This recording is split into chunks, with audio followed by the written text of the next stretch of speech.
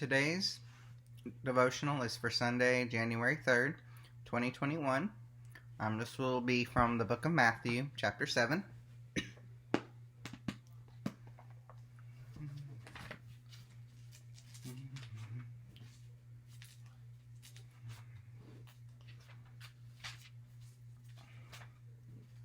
Taking me longer to get there today, so hopefully that'll give you time too. So Matthew 7, verses 7 through 11. Ask, and it will be given you. Search, and you will find. Knock, and the door will be opened for you. For everyone who asks receives, and everyone who searches finds, and for everyone who knocks, the door will be open. Is there anyone among you who, if your child asks for bread, will give a stone? Or if your child asks for a fish, will give a snake? If you then, who are evil, know how to give good gifts to your children, how much more will your Father in heaven give good things to those who ask him?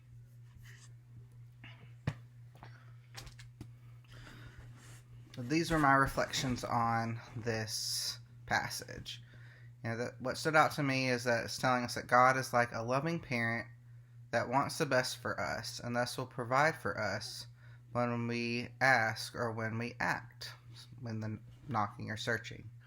I wanted to reference a scripture since I am writing this for you, who is my loving parent, but more importantly wanted to focus on the beginning verse and actions of asking, searching, and knocking.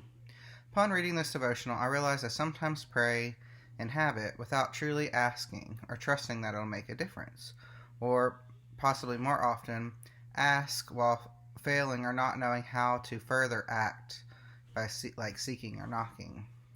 There are so many injustices in the world I pray for that don't completely go away. Natural disasters, illness that ultimately ends in death, and all other forms of suffering.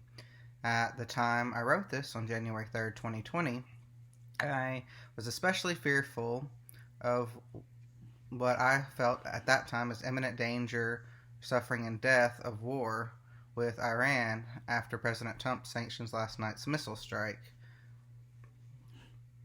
I do not know what the future holds, and do know that just praying that we don't go to war or that these types of things won't happen anymore is unfortunately not the way it works.